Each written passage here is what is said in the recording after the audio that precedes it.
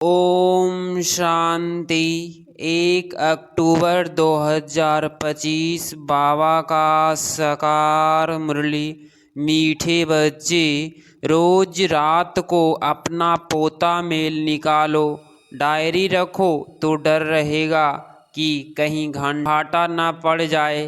प्रश्न: कल्प पहले वाले भाग्यशाली बच्चों को बाप की कौन सी बात फौरन टच होगी? उत्तर: बाबा रोज रोज जो बच्चों को याद की युक्तियाँ बतलाते हैं वह भाग्यशाली बच्चों को ही टच होती रहेगी, वह उन्हें फौरन अमल में लाएंगे। बाबा कहते, बच्चे कुछ टाइम एकांत में बगीचे में जाकर बैठो, बाबा से मीठी मीठी बातें करो, अपना चार्ट रखो तो उन्नति होती रहेगी। ओम शांति। मिलिट्री को पहले पहले सावधान किया जाता है। Attention please. बाप भी बच्चों को कहते हैं, अपने को आत्मा निश्चित कर बाप को याद करते रहते हो। बच्चों को समझाया है, यह ज्ञान बाप इस समय ही दे सकते हैं, बाप ही पढ़ाते हैं। भगवानुवाच्य है ना, मूल बात हो जाती है यह कि भगवान कौन है, कौन पढ़ाते हैं। यह बात पहले समझाने और निश्चित करने की होती है, फिर अतीन्द्रिय सुख में भी रहना है। आत्मा को बहुत खुशी होनी चाहिए, हमको बेहद का बाप मिला है। बाप एक ही बार आकर मिलते हैं वर्षा देने। किसका वर्षा? विश्व की बादशाही का वर्षा देते हैं। 5000 वर्ष पहले मिसल, यह तो पक्का निश्चित है। बाप आया हुआ है, फिर से सहज राजयोग सिखलाते हैं। सिखलाना पड़ता है, बच्चे को कोई सिखलाया नहीं जाता है। अपोही मुख से मम्मा बब्बा निकलता रहेगा, क्योंकि अक्षर तो सुनते हैं ना। यह है रूहानी बाप। आत्मा को अतीन्द्रिय गुप्त नशा रहता है, आत्मा को ही पढ़ना है। परम पिता परमात्मा तो नॉलेजफुल है ही, वह कोई पढ़ा नहीं है, उनमें नॉलेज है ही। किसकी नॉलेज है? यह भी तुम्हारी आत्मा समझती है। बाबा में सारे सृष्टि के आदि मध्य अंत की नॉलेज है।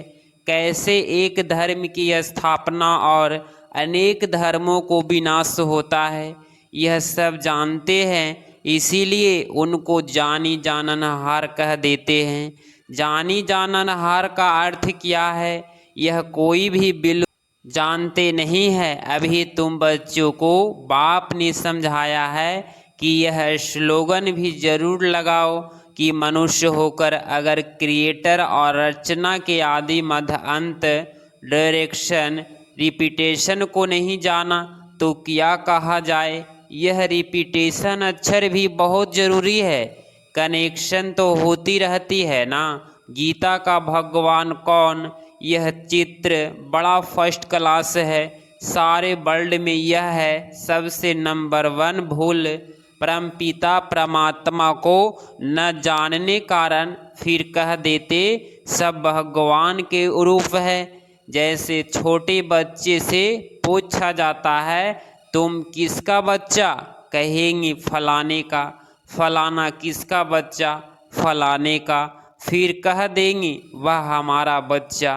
वैसे यह भी भगवान को जानते नहीं तो कह देते हम भगवान हैं। इतनी पूजा भी करते हैं परंतु समझते नहीं। गाया जाता है ब्रह्मा की रात, तो जरूर ब्राह्मण ब्राह्मणियों की भी रात होगी। यह सब धारण करने की बातें हैं। यह धारणा उनको होगी जो योग में रहते हैं। याद को ही बल कहा जाता है। ज्ञान तो है सोर्स ऑफ इनकम। याद से शक्ति मिलती है जिससे विकर्म विनाश होते हैं। उन्हें बुद्धि का योग बाप से लगाना है। यह ज्ञान बाप अभी भी देते हैं, फिर कभी मिलता ही नहीं। सिवाय बाप के कोई दे न सके, बाकी सब है भक्ति मार्ग के शास्त्र। कर्म कांड की क्रियाएं उनको ज्ञान नहीं कहेंगे। स्पिरिचुअल नॉलेज एक बाप के पास है और वह ब्राह्मणों को ही देते हैं, और कोई के पास स्पिरिचुअल नॉलेज होती नहीं। दुनिया में कितने धर्म मठ पंथ है, जितनी मतें हैं बच्चों को समझाने में कितनी मेहनत होती है, कितने तूफान आते हैं, गाते भी हैं नैया मेरी पार लगाओ, नैया मेरी पार लगाओ। सबकी नैया तो पार नहीं जा सकती, कोई डूब ही जाएगी, कोई खड़ी हो जाएगी। 2-3 वर्ष हो जाते हैं, कईयों का पता ही नहीं, कोई तो पुर्जा पुर्जा टुकड़े टुकड़े हो जाते हैं, वहाँ भी खड़े हो जाते हैं। इसमें मेहनत बहुत है। आर्टिफिशियल योग भी कितने निकले हैं, कितने योग आश्रम हैं, रूहानी योग आश्रम कोई हो न सके। बाप ही आकर आत्माओं को रूहानी योग सिखलाते हैं। बाबा कहते हैं यह तो बहुत सहज योग है, इन जैसे सहज कुछ भी नहीं। आत्मा ही शरीर में आकर पाट बजाती है। 84 जन मैक्सिमम है, बाकी तो कम कम होते जाएंगी। यह बातें भी तुम बच्चों में कोई की बुद्धि में है, बुद्धि में धारना बड़ी मुश्किल होती है। पहली बात बाप समझाते हैं, कहाँ भी जाते हो तो पहले पहले बाप का परिचय दो। बाप का परिचय कैसे देवे, इसके लिए युक्ति रची जाती है। वह जब निश्चय हो तब समझे बाप तो सत्य है। जरूर बाप सत्य बातें ही बताते होंगे, इनमें साइंस नहीं लाना चाहिए। याद में ही मेहनत है, इसमें माया ऑपोजिशन करती है, घड़ी घड़ी याद भुला देती है। इसीलिए बाबा कहते हैं चार्ट लिखो, तो बाबा भी देखे कौन कितना याद करते हैं। क्वांटर परसेंट भी चार्ट नहीं रखते हैं। कोई कहते हैं हम तो सारा दिन याद में रहता हूँ। बाबा कहते हैं यह तो बड़ी मुश्किल है। सारा दिन रात को बांधे लिया, जो मार खाती रहती वह याद में रहती होगी। शिव बाबा कब इन संबंधियों से हम छूटेंगे। आत्मा पुकारती है, बाबा हम बंधन से कैसे छूटे। अगर कोई बहुत याद में रहते हैं तो बाबा को चार्ट भेजे, एक्शन मिलते हैं। रोज रात को अपना पोता मेल निकालो, डायरी रखो, डायरी रखो। डायरी रखने से डर रहेगा हमारा घाटा ना निकल आए। बाबा देखेंगे तो क्या कहेंगे, इतने मोस्ट बिलवेंड बाबा को इतना समय ही याद करते हो। लौकिक बाप को यदि स्त्री को तुम याद करते हो, मुझे इतना थोड़ा भी याद नहीं करते हो। चार्ट लिखो तो आपो ही लज्जा आएगी। इस हालत में मैं पद पा नहीं सकूंगा, इसीलिए बाबा चार्ट पर जोड़ दे रहे हैं। बाप को और 84 के चक्र को याद करना है तो फिर चक्रवर्ती राजा बन जाएंगे। आप समान बनाएंगे तब तो प्रजा पर राज्य करेंगे। यह है ही राजयोग, नर से नारायण बनने का एम ऑब्जेक्ट यह है। जैसे आत्मा को देखा नहीं जाता, समझा जाता है, इसमें आत्मा है यह भी समझा जाता है। इन लक्ष्मी नारायण की जरूर राजधानी होगी। इन्होंने सबसे जास्ती मेहनत की है तब स्कॉलरशिप पाई है। जरूर इन्हों की बहुत प्रजा होगी, उच्च ते उच्च पद पाया है। जरूर बहुत योग लगाया है तब पास बिघ्न ऑनर हुए। यह भी कारण निकालना चाहिए हमारा योग्य क्यों नहीं लगता है। अंधे आदि के झंझट में बहुत बुद्धि चली जाती है, उनसे टाइम निकाल इस तरफ जास्ती ध्यान देना चाहिए। कुछ टाइम निकाल बगीचे में एकांत में बैठना चाहिए। फीमेल तो जा न सके, उनको तो घर संभालना है। पुरुषों को सहज है, कल पहले वाले भाग्यशाली होंगे, उनको ही यह टच होगा। पढ़ाई तो बहुत अच्छी है, बाकी हर एक की बुद्धि अपनी होती है। कैसे भी करके बाप से वर्षा लेना है। बाप डायरेक्शन सब देते हैं, करना तो बच्चों को ही है। बाबा डायरेक्शन देंगे जनरल।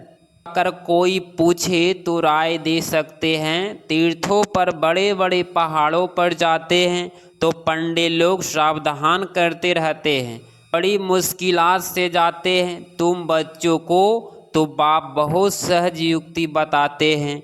बाप को याद करना है, शरीर का वाहन खत्म करना है। बाप कहते हैं मुझे याद करो, बाप आकर नॉलेज दे चले जाते हैं। आत्मा जैसे तीखा रॉकेट और कोई हो नहीं सकता। वो लोग नींद आदि तरफ जाने में कितना टाइम वेस्ट करते हैं। यह भी ड्रामा में नींद है। यह साइंस का हुनर भी विनाश में मदद करता है। वह है साइंस, तुम्हारी है साइलेंस।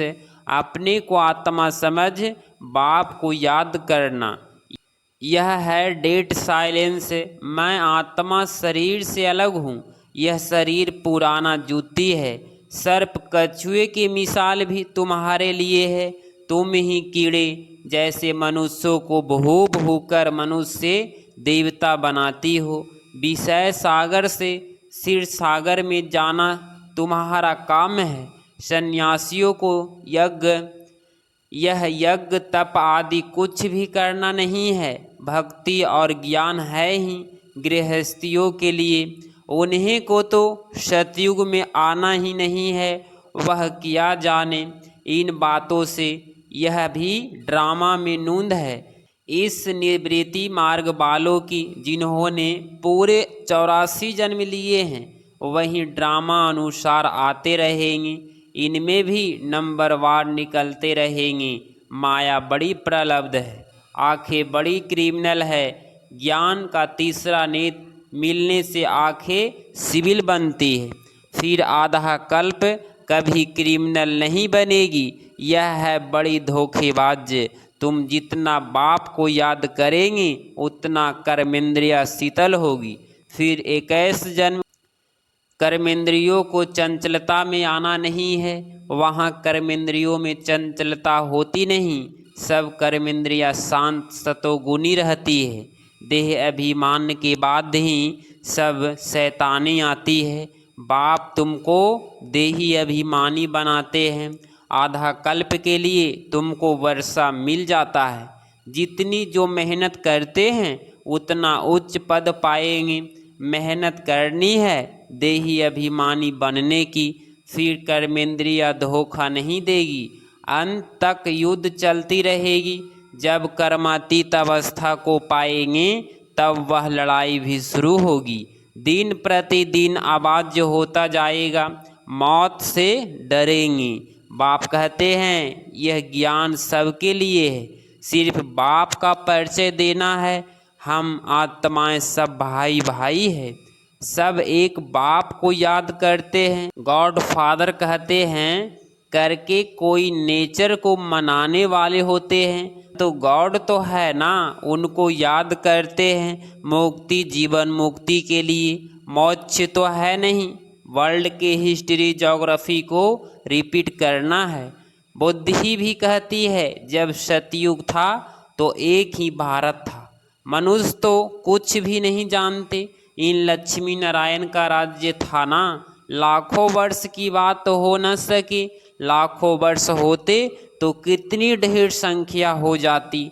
बाप कहते हैं अब कलयुग पूरा हो, सतयुग की स्थापना हो रही है। वह समझते हैं कलयुग तो अर्जुन बच्चा है, इतने हजार वर्ष की आयु है। तुम बच्चे जानते हो यह कल्प है ही 5000 वर्ष का। भारत में ही यह स्थापना हो रही है। भारत ही अब स्वर्ग बन रहा है। अभी हम श्रीमत पर यह राज्य स्थापन कर रहे हैं।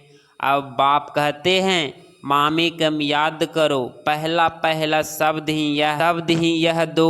जब तक बाप का निश्चय नहीं होगा तब तक प्रश्न पूछते रहेंगे। फिर कोई बाप का उत्तर नहीं मिलेगा तो समझेंगे यह जानते कुछ भी नहीं और कहते हैं भगवान हमको पढ़ाते हैं। इसीलिए पहले पहले तो एक ही बात पर ठहर जाओ। पहले बाप का निश्चय करें कि बरोबर सभी आत्माएं का बाप एक ही है और वह रचता तो जरूर संगम पर ही आएंगी। बाप कहते हैं मैं युगे युगे नहीं कल्प के संगम युग पर आता हूँ। मैं हूँ ही नई सृष्टि का रचता, तो बीच में कैसे आऊँगा। मैं आता ही हूँ पुरानी और नई के बीच में। इनको पुरुषोत्तम संगम युग कहा जाता है। तुम पुरुषोत्तम भी यहाँ बनते हो। लक्ष्मी नारायण सबसे पुरुषोत्तम है। एम ऑब्जेक्ट कितनी सहज है, सबको बोलो। यह स्थापना हो रही है। बाबा ने कहा है पुरुषोत्तम अक्षर जरूर डालो, क्योंकि यहाँ तुम कनिष्ठ से पुरुषोत्तम बनते हो। ऐसी ऐसी मुख्य बातें भूलनी नहीं चाहिए और स्वतः की डेट भी जरूर लिखनी चाहिए। यहाँ तुम्हारी पहले से रजाई शुरू हो जाती है, औरों की रजाई पहले से नहीं होती। वह तो धर्म स्थापक आए तब उनके पीछे उनके धर्म की वृद्धि हो, करोड़ों बने तब रजाई चले। तुम्हारी तो शुरू से सतयुग में रजाई होगी। यह किसको भी बुद्धि में नहीं आता कि सतयुग में इतनी रजाई कहाँ से आई। कलयुग अंत में इतने ढेर धर्म हैं, फिर सतयुग में एक धर्म एक राज्य कैसे हुआ। कितने हीरे जवाहरों के महल हैं, भारत ऐसा था।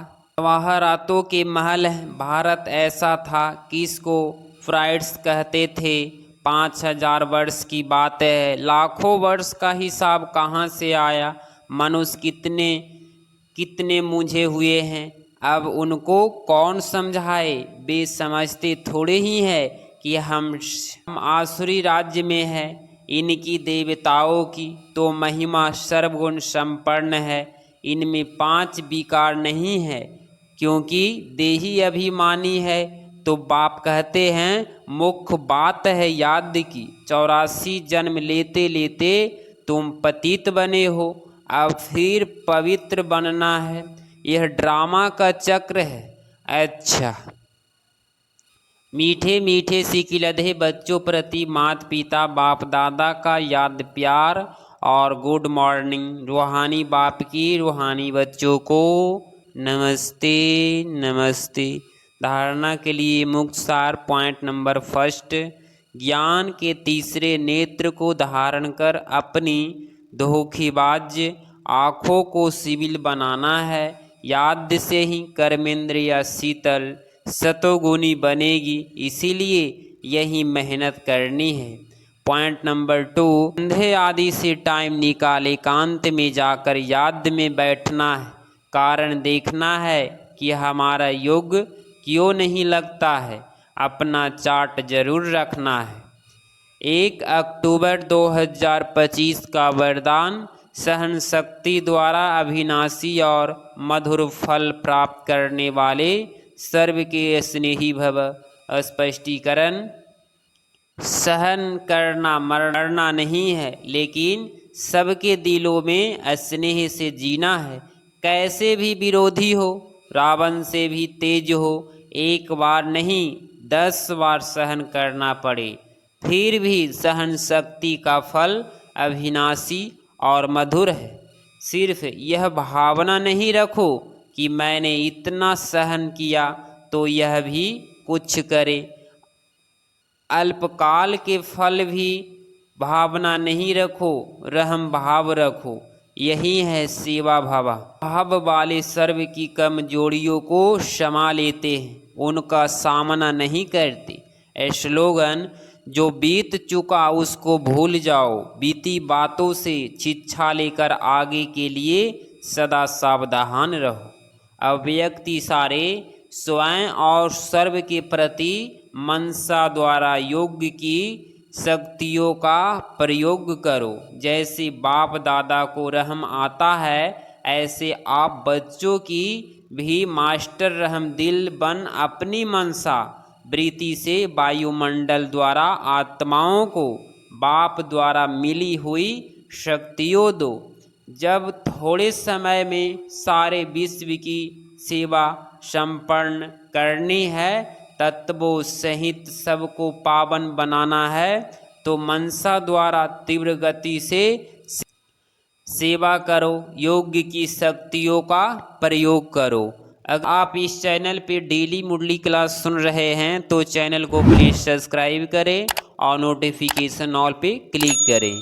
हाँ, इस चैनल पे कुछ दिनों के बाद लाइव किया जाएगा, तो आप लोग बीके भाई या बीके बहन के पास शेयर करें और आप लोग लाइव में ज़रूर जुटें और चैनल को प्लीज़ सब्सक्राइब करें।